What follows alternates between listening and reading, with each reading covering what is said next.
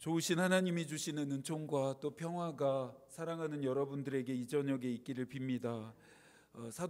사도신경 강해가 계속 이어지고 있습니다. 우리가 사도신경 해석에 도움을 받고 있는 토마스 아퀴나스는 사도신경은 우리의 신앙생활의 또 다른 하나의 길이 되어준다라고 말하고 있습니다. 사도신경을 통해 우리가 무엇을 믿어야 하는지 또 무엇을 붙들어야 하는지를 명확하게 일러주기 때문입니다. 오늘부터는 본격적으로 사도신경 고백의 내용을 하나씩 면밀하게 살펴보려고 합니다. 사도신경 강해가 진행되어지는 동안 저와 여러분의 믿음이 더 분명해지고 더 또렷해지기를 소망합니다. 사도신경 가운데 가장 먼저 나오는 첫 번째 고백은 전능하신 하나님, 창조자 되시는 아버지에 대한 믿음의 고백입니다. 오늘 본문인 신명기를 통해 얻게 되는 교훈과 가르침도 전능하신 하나님 아버지에 대한 믿음의 전능하신 하나님과 긴밀하게 연결되어 있습니다. 하나님은 모세로 하여금 이스라엘 백성들에게 내 하나님 여호와를 잊어버리지 말고 기억하라 명령합니다. 하나님은 모세로 하여금 이스라엘 백성들에게 이 약속을 주시면서 하나님이 약속하신 땅을 눈앞에 두고 있는 이스라엘 백성들이 반드시 지켜야 할 명령이라고 이야기하고 있습니다. 오늘의 본문 2절입니다. 내 하나님 여호와께서 이 40년 동안에 내게 광야의 길을 걷게 하신 것을 기억하라. 이는 너를 낮추시며 너를 시험하사 내 마음이 어떠한지 그 명령을 지키는지 지키지 않는지 알려 하심이라. 또 11절입니다. 내가 오늘 내게 명령하는 여호와의 명령과 법도와 규례를 지키지 아니하고 내 하나님 여호와를 잊어버리지 않도록 삼갈지어다. 마지막으로 18절에서도 말씀하십니다. 내 하나님 여호와를 기억하라. 그가 내게 재물 얻을 능력을 주셨음이라. 이같이 하심은 내 조상들에게 맹세하신 언약을 오늘과 같이 이루려 하심이니라. 이스라엘 백성들에게 40년이라고 하는 이 광야의 시험을 통과해서 오늘까지 올 수 있었고, 또한 앞으로 약속의 땅으로 들어갈 수 있음이 누구의 덕택인지 누구의 덕분인지 이스라엘 백성들 너희들은 절대 잃어버리지 말고 기억해야 한다라는 것입니다. 이스라엘 백성들의 역사에서 반복되어지는 심판의 원인은 결국 그들이 자신들의 주인인 하나님을 잊어버려서였습니다.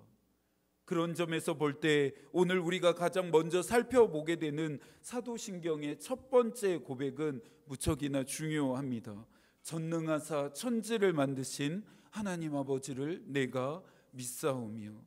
세상 사람들은 생명을 얻고 또 누리며 사는 것이 당연하다 여깁니다. 마땅하다고 생각합니다. 자기가 열심히 살았고 또 잘 살아온 것에 대한 결과라고 말합니다. 틀린 말은 아니지요.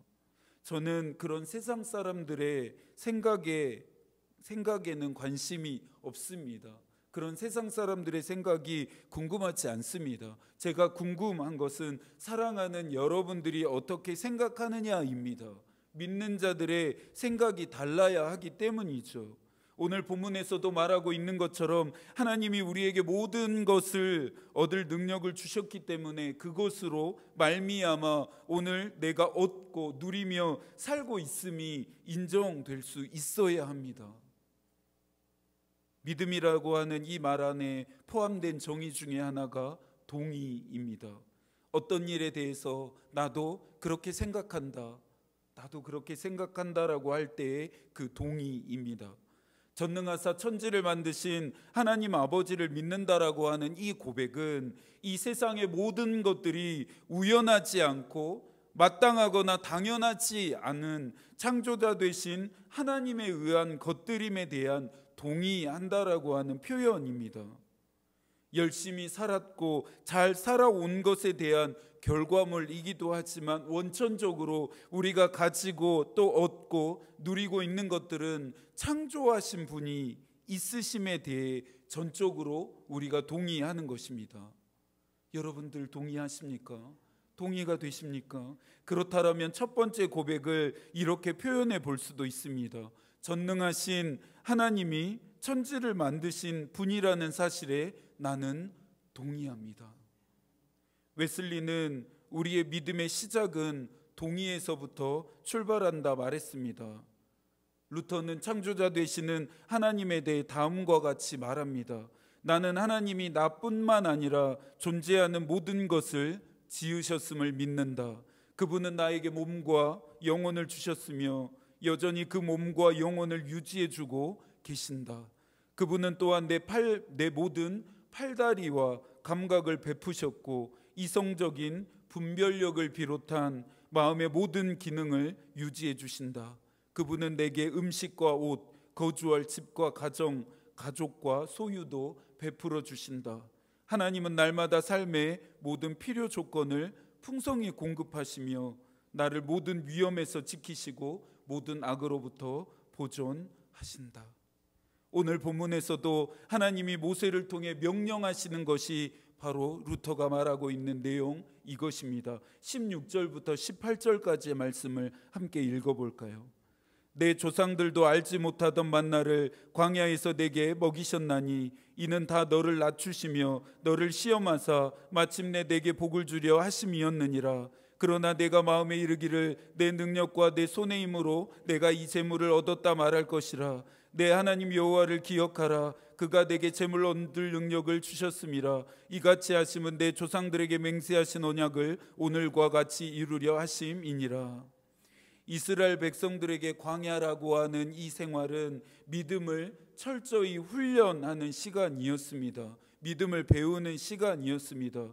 그들이 조상들에게 맹세하신 땅에 들어가서 해야 할 일은 단 한 가지, 하나님을 기억하는 것, 하나님을 믿기만 하면 되는 것이었습니다. 이 한 가지만을 절대 떠나지 않도록 하나님이 엄중하게 경고하시는데요. 20절입니다. 여호와께서 너희 앞에서 멸망시키신 민족들 같이 너희도 멸망하리니 이는 너희가 너희 하나님 여호와의 소리를 청종하지 아니함이니라. 우리가 걸어가고 있는 광야와 같은 인생길도 마찬가지입니다. 하나님을 잊어버리게 하는 것들이 너무나 많습니다. 섬기고 싶은 다른 신들이 너무나 많습니다. 내 손으로 내 힘으로 모든 것을 이룰 수 있다 유혹합니다.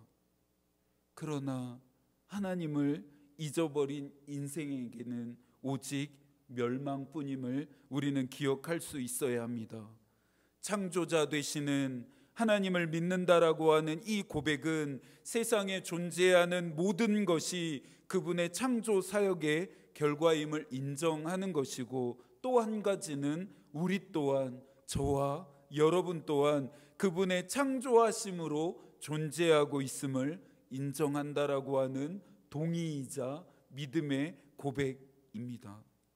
우리가 너무나 잘 알고 있는 창세기 2장 7절에서도 이야기하죠. 여호와 하나님이 땅의 흙으로 사람을 지으시고 생기를 그 코에 불어 넣으시니 사람이 생명이 되니라. 알리스터 맥그라스는 하나님이 우리를 창조하셨음을 믿음은 우리가 그분 안에 속해 있음을 일깨워 준다 했습니다. 하나님을 잊어버림이 아닌 하나님을 기억하며 살아가는 참된 삶의 의미라 할 수 있습니다. 내 인생이라고 해서 내가 주인일 수는 없습니다. 하나님이 주인이 되셔야 합니다. 내 인생이라고 해서 내 마음대로 내 생각과 내 뜻대로 살아갈 수는 없습니다. 하나님의 뜻대로 하나님의 생각대로 살 수 있어야 합니다. 하나님이 우리의 인생의 주인이십니다. 하나님이 저와 여러분의 주인이십니다. 이 놀라운 은총과 닿고 계십니까? 하나님이 나의 주인이라는 은총과 만나기 위해서는 세상에서 말하는 주인이라고 하는 개념을 모두 다 버려야 합니다. 하나님이 나의 주인이 되신다 함은 나의 보호자요 대변자가 되어 주신다라고 하는 것이고, 그분이 나의 울타리와 안식처가 되시겠다라고 하시는 약속이기 때문입니다. 믿어지십니까? 창조자 되시는 하나님에 대한 믿음을 분명히 할 때 우리가 얻게 되는 은혜이자 복입니다. 전능하사 천지를 만드신 하나님을 믿습니다라고 하는 이 고백은 온 세상을 창조하신 분이 하나님이십니다. 나를 창조하신 분도 하나님이십니다. 내 인생의 주인도 하나님이십니다라고 선언하는 것과 같습니다. 전능하사 천지를 만드신 하나님 아버지를 믿는 것을 이해하셨다라면 우리가 다음으로 해야 할 일이 있는데요, 이제부터는 이 믿음대로 살아낼 준비와 결단을 하는 것입니다. 야고보는 행함이 없는 믿음, 행함이 없는 실천은 아무런 유익도 없고 헛것이라 말하고 있습니다. 전능하신 하나님이 천지를 지으셨다라고 하는 것을 믿는 사람들은 어떤 삶을 살 수 있어야 할까요? 이 질문에 대한 대답은 1788년 존 웨슬리가 인간이란 무엇인가 주제로 했던 설교에서 그 답을 찾을 수 있을 것 같습니다. 웨슬리는 옥스퍼드 시절부터 인간의 존재와 또 신비를 철학적, 신학적으로 이해했습니다. 인간의 존재의 의미를 인간의 삶의 목적에서 찾으려고 했고, 이것은 곧 인간의 창조의 목적과 연결되어졌다라고 생각하면서 오직 한 가지, 바로 영혼을 준비해야 한다라는 것이었습니다. 그 설교의 결론부인데요, 나눠드린 유인물에 있으니 눈으로 따라 읽으시면서 한번 들어보시겠어요? 우리가 깨달아야 할 바로 이것입니다. 이것이 바로 그 유일한 목적이므로 그것은 단 하나의 충만한 목적입니다. 이 때문에 인간들이 땅 위에 있으며, 이 때문에 여러분 각자가 생명을 부여받아 세상에 보냄을 받았습니다. 기억하십시오. 당신은 그 외에 다른 목적을 가지고 태어나신 게 아닙니다. 당신은 그 외에 다른 목적을 위해 사는 것이 아닙니다. 당신의 생명이 땅에서 연장되는 이유는 다름 아닌 바로 이 목적, 즉 이 땅에서 하나님을 알고 사랑하고 섬겨서 영원토록 그분을 기뻐하시게 하기 위함입니다. 기억하십시오. 당신은 당신의 육체를 만족시키고 헛된 꿈을 이루고 돈과 인간들의 칭찬을 얻고 또 피조된 선한 것들과 해 아래 모든 것들을 통해 행복을 맛보기 위해 창조된 게 아닙니다. 이 모든 것은 허망한 그림자 속을 걷는 것이고 비참한 영혼을 얻기 위한 안식이 없고 가련한 삶입니다. 이와 반대로 당신은 다른 목적이 아닌 바로 이 목적을 위해 창조되었으니 곧 이 땅에 살 동안 하나님 안에서 행복을 구하고 찾음으로써 천국에서 하나님께서 주시는 영광을 확보하는 것입니다. 따라서 당신의 마음이 언제나 이 한 가지만을 내가 하리라 라고 말하게 해야 합니다. 이 한 가지를 목표로 삼고 내가 왜 태어났으며 왜 계속 살고 있는지 그 이유를 기억하며 표대를 향하여 나는 갑니다. 나는 오직 하나뿐인 나의 존재의 목적, 즉 하나님, 곧 세상을 자기와 화목하게 하시는 그리스도 안에 계신 하나님을 목표로 삼습니다. 그분께서는 영원토록 나의 하나님이 되실 것이며 내 생명 다할 때까지 나의 인도자가 되실 것입니다. 저와 여러분은 하나님의 영광을 위해서 지음을 받았습니다. 하나님의 영광을 위함이 저와 여러분을 창조하신 목적이라 웨슬리는 말하고 있습니다. 하나님의 영광을 위해 살아야 한다라고 해서 우리가 억울해야 할 이유는 없습니다. 하나님께 돌려지는 그 영광을 우리도 마침내 영원한 아버지의 나라에서 누리게 될 수 있기 때문입니다.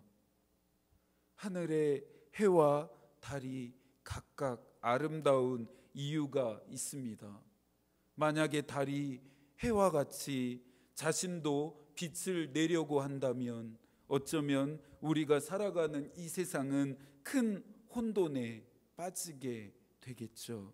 그러나 달은 햇빛에 해의 빛을 전달하고 반사하는 역할을 오늘도 충실하게 하고 있습니다.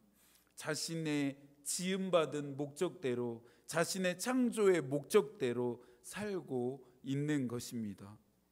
그러니 우리가 바라보는, 오늘 우리가 올려다보는 저 하늘이 이토록 아름다울 수 있습니다. 하나님이 영원토록 나의 하나님이 되시고 내 생명이 다할 때까지 나의 인도자 되시게 하는 삶을 살아가는 그 인생은 충분히 아름답습니다. 하나님을 빛나게 하고 하나님을 영광스럽게 하고 하나님이 찬송받으시게 하는 그 삶을 살아가는 것만으로도 우리의 인생이 충분히 아름다울 수 있다, 웨슬리가 말하는 것입니다. 어쩌면 이것은 요한이 고백했던 고백과도 맞닿는 이야기일지도 모르겠습니다. 오시는 그리스도께서는 흥하시고 자기는 쇠해져야겠다라고 했던 그 요한의 고백이 어쩌면 창조자 되시는 하나님을 믿는 그 믿음을 따라 또 살아가야 하는 저와 여러분의 고백이어야 할지도 모르겠습니다. 하나님이 창조자이신 것을 잊어버려서도 안 되지만 인간으로서 우리의 지위, 우리의 창조 목적, 우리의 사명도 잊어버려서는 안 되겠습니다. 남은 한 주도 하나님이 여러분과 함께 하시기를 기도하겠습니다. 무엇보다 지음 받은 대로 또 창조의 목적대로 우리에게 주신 사명을 따라 살아가는 남은 한 주가 되시기를 축복합니다. 하나님의 마음이 우리의 기도가 되고 하나님의 뜻이 우리의 길이 되기를 빕니다. 아멘.